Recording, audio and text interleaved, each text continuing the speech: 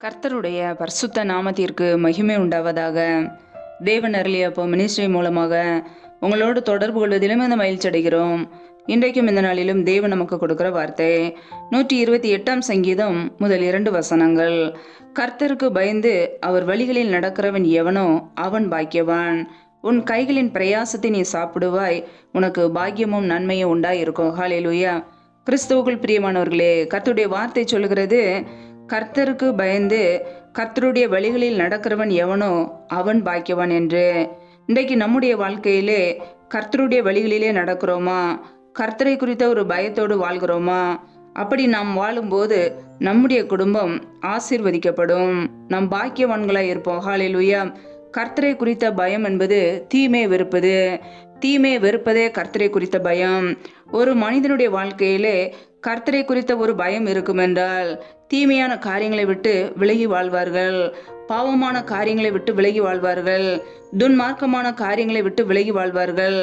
நம்முடைய வாழ்க்கையிலே கர்த்தர் பார்த்து கொண்டு இருக்கிறார் என்ற உள்ளுணர்வு, அந்த ஒரு பயம் இருக்கிறதா? கர்த்தரை குறித்த ஒரு பயம் இருக்கும் என்றால் நம்முடைய வாழ்க்கையிலே தேவையில்லாத காரியத்தை செய்யாதபடிக்கு நாம் கர்த்தரை தேடுவோம். ஹல்லேலூயா. இன்றைக்கு நம்முடைய வாழ்க்கையிலே கர்த்தரை குறித்த ஒரு பயத்தோடு தீமையான காரியங்களை விட்டு விலகி நன்மை செய்கிறோமா? கர்த்தரை தேடுகிறோமா? பாவ வழியை விட்டு, துன்மார்க்க ஜீவியத்தை விட்டு கர்த்தரை தேடுகிறோமா? நம்மை நாமே சற்று ஆராய்ந்து பார்ப்போம். அவர் வழிகளில் நடக்கிறவன் எவனோ அவன் பாக்கியவான். நாம் ஒவ்வொரு நாளும் கர்த்தருடைய வழிகளிலே நடக்கிறோமா? நம்முடைய வாழ்க்கையிலே பரிசுத்த வழியிலே நடக்கிறோமா? உண்மையான வழியிலே நடக்கிறோமா? சத்திய வழியிலே நடக்கிறோமா? இயேசு கிறிஸ்துவின் வழியை பின்பற்றுகிறோமா? நம்மை நாமே சற்று ஆராய்ந்து பார்ப்போம். தேவனுக்கு பிரியமில்லாத தீய வழியிலே நடப்போம் என்றால் நம்முடைய வாழ்க்கையிலே ஆசீர்வாதங்கள் இருக்காது. தேவனுக்கு பிரியமாய் வாழும்போது மாத்திரமே நன்மைகளை பெற்றுக்கொள்ள முடியும். ஹல்லேலூயா. அப்பொழுது உன் கைகளின் பிரயாசத்தை நீ சாப்பிடுவாய், உனக்கு பாக்கியமும் நன்மையும் உண்டாயிருக்கும். பிரியமானவர்களே, நாம் கர்த்தருக்கு பயந்து அவரை பின்பற்றும் போது, அவருடைய வழிகளிலே நடக்கும்போது, உண்மையாய் உத்தமமாய் வாழும்போது நம்முடைய கைகளின் பிரயாசத்தை கர்த்தர் ஆசீர்வதிப்பார், நமக்கு பாக்கியமும் நன்மையும் உண்டாயிருக்கும். ஹல்லேலூயா. நம்முடைய வாழ்க்கையிலே நாம் செய்கிற வேலைகள், தொழில்கள், வியாபாரங்கள் ஆசீர்வதிக்கப்பட வேண்டுமென்றால், நம்முடைய கைகளின் பிரயாசம் பெருக வேண்டுமென்றால், தீமையான காரியங்களுக்கு விலகி நன்மையான காரியங்களை செய்யும் போது, ஒவ்வொரு நாளும் கர்த்தரை பின்பற்றும் போது, அவரை தேடும் போது, அவரை ஆராதிக்கும் போது, அவருடைய வார்த்தைக்கு கீழ்ப்படியும் போது கர்த்தர் நம்முடைய கைகளின் பிரயாசத்தை பெருக பண்ணுவார்.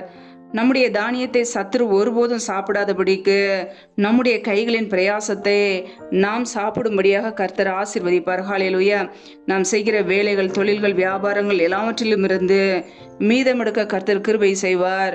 தேவையில்லாத வீண் செலவுகள் வராதபடிக்கு கர்த்தர் நம்முடைய குடும்பத்தை பாதுகாப்பார். ஹல்லேலூயா. கர்த்தருடைய பிள்ளைகள் கர்த்தருக்கு பயந்து அவருடைய வழிகளிலே நடப்போம். கர்த்தர் நம்மை ஆசீர்வதித்து பெருக பண்ணுவார். ஹல்லேலூயா. கர்த்தர் தாமே இந்த வார்த்தைகளின்படி உங்களை ஆசீர்வதிப்பாராக. ஆமென். நம்மை நாமே அவருடைய சமூகத்திலே அர்ப்பணித்து தாழ்த்தி ஜெபிப்போம்.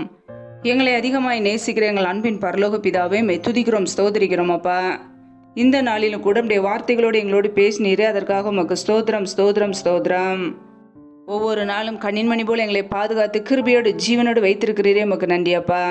இப்பொழுது யாரெல்லாம் இணைந்து ஜெபிக்கிறார்களோ ஒவ்வொரு பிள்ளைகளும் உடைய கரங்களிலே அர்ப்பணிக்கிறோம். ஒவ்வொரு குடும்பங்களையும் ஆசீர்வதிங்க.